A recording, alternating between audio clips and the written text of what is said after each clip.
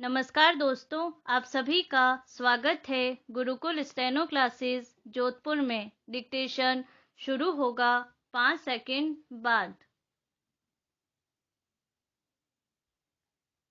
व्यक्ति स्वतंत्र पैदा होता है, पर वह सर्वत्र बेड़ियों में जकड़ा हुआ होता है। विराम। अब प्रश्न उठता है कि ये कौन सी बेड़ियां हैं जिन्हें मनुष्य साथ लेकर आता है। प्रश्नवाचक। ये कैसे बंधन हैं जो इस सामाजिक पशु को यावत जन्म बांधे रखते हैं। विराम।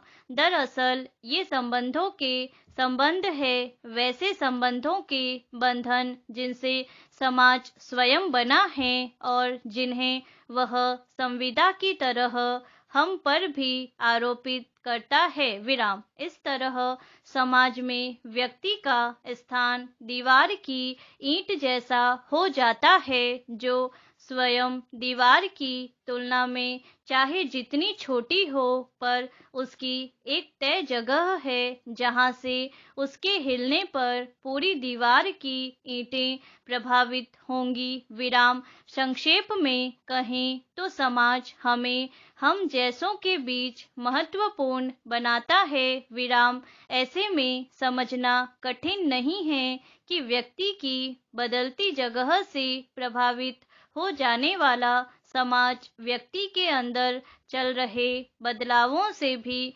भरपूर प्रभावित होगा। विराम। कुल मिलाकर प्रतीत होता है कि समाज और व्यक्ति के हित परस्पर जुड़े हुए हैं और जो व्यक्ति के लिए सर्वश्रेष्ठ होगा, वही समाज के लिए भी सर्वश्रेष्ठ होगा। विराम।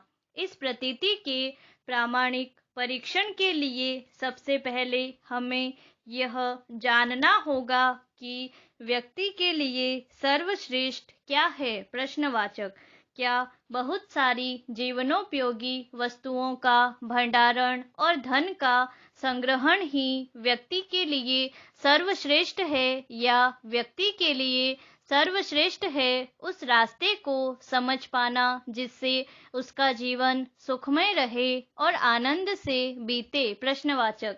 इन दोनों प्रश्नों का विश्लेषण ही हमें हमारे लक्ष्य तक ले जाएगा। विराम। पैरा।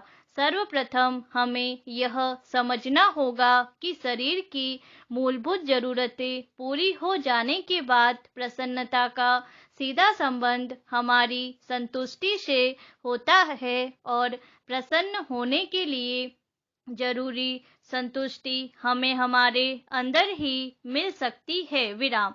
इस संदर्भ में मशहूर गायक का कथन प्रासंगिक हो जाता है, पैसा हमें कभी संतुष्ट नहीं कर सकता, क्योंकि वह दरअसल एक संख्या है और संख्याएं अनंत होती है। विराम।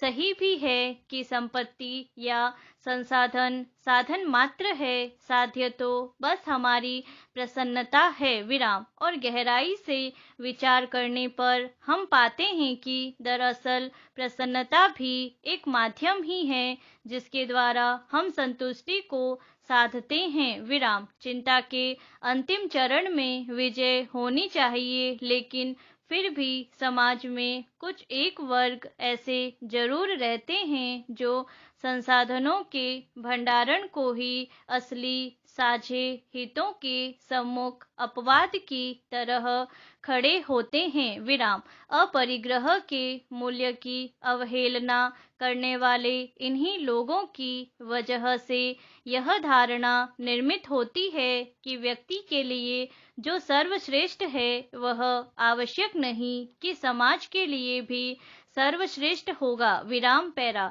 दूसरी तरफ यदि विशेषाधिकारों पर विचार करें तो ये ऐसे विशिष्ट लाभ, अधिकार या प्रदान किए प्रतिरक्षा उपकरण होते हैं जो केवल कुछ व्यक्तियों एवं समूहों को प्राप्त होते हैं। विराम। विशेषाधिकार अधिकार से अलग होते हैं, जैसे शिक्षा प्रत्येक मानव का एक मौलिक अधिकार है, जबकि कार पर लाल बत्ती लगाकर चलना कुछ लोगों का विशेषाधिकार होता है। विराम। विशेषाधिकार अपनी मूल प्रकृति में ही असमानता पर आधारित होते हैं। विराम। पर व्यक्ति विशेष और उसके सर्वश्रेष्ठ से सुसंगत होते हैं। विराम असफलता केवल तभी आती है जब हम अपने आदर्श, उद्देश्य और सिद्धांतों को भूल जाते हैं। विराम यह बात छद्म लोकतांत्रिक समाज या वर्तमान से कुछ शताब्दी पहले के समाजों में व्याप्त विशेषाधिकारों के संदर्भ में स्पष्टतः देखी जा सकती है। विराम दुनिया में स्वतंत्रता, समानता, न्याय तथा बंधुत्व की स्थापना के लिए हुई अमेरिकी क्रांति, फ्रांसीसी क्रांति, रूसी क्रांति या भारत का स्वतंत्रता आंदोलन इन विशेषाधिकारों की प्रतिक्रिया में ही फलीभूत हुए हैं। विराम पूरी दुनिया पर शासन करने वाली ब्रिटिश सत्ता स्वयं को लोकतांत्रिक मूल्यों का वाहक कहती थी, किंतु वास्तव में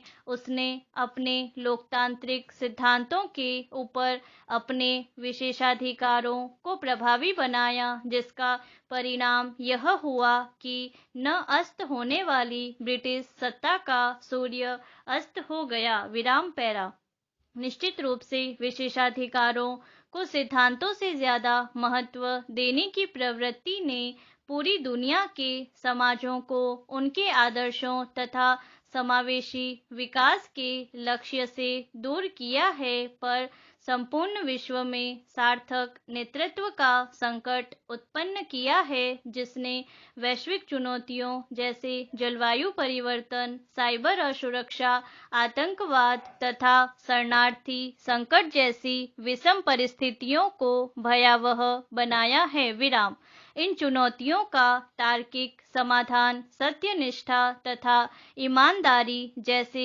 सिद्धांतों को धारण करने वाला नेतृत्व ही कर सकता है। विराम पर संसाधनों की तरह ही विशेषाधिकार भी चाहे एक व्यक्ति के सर्वश्रेष्ठ से सुसंगत हो, पर वह पूरे समाज के सर्वश्रेष्ठ से कभी सुसंगत नहीं हो सकता। विराम ऐसे में जरूरी हो जाता है कि हम इस बात को समझें और आत्मसात करें, ऐसा कुछ भी जो छत्ते के लिए हानिकारक है, मधुमक्खी के लिए कभी फायदेमंद नहीं हो सकता। विराम हमारा समाज अगर छत्ता है तो हम मधुमक्खियां हैं, और समझना हमें यह है कि समाज का हित व्यक्ति के हित से अलग नहीं है। विराम समाज का हित पूरी मानव जाति के हित को साधने का एक सीधा और सपाट रास्ता है,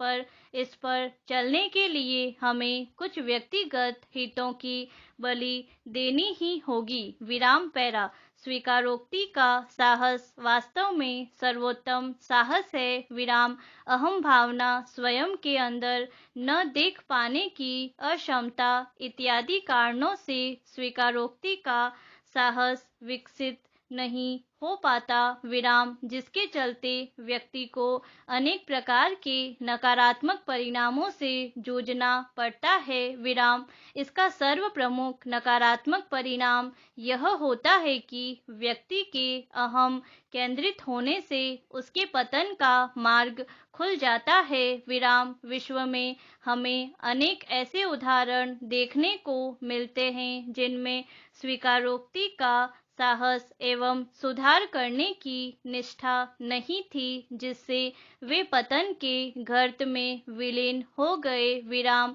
जैसे कि मार्क्सवादी या समाजवादी विचारधारा की तुलना में पूंजीवादी विचारधारा का विश्व में अधिक प्रसार होने का प्रमुख कारण यह है कि उसमें नई नई चीजों को अपनाने के लिए स्वीकारोक्ति का साहस एवं सुधार करने की प्रवृत्ति मौजूद थी। विराम बदलते समय के साथ पूंजीवाद ने सूचना एवं संचार क्रांति से कदम ताल मिलाया, सामाजिक न्याय की अवधारणा को अपनाकर असमानता को कम करने का प्रयास किया व कल्याणकारी राज्य के माध्यम से नागरिक केंद्रित प्रशासन और नागरिकों पूर्ण विराम।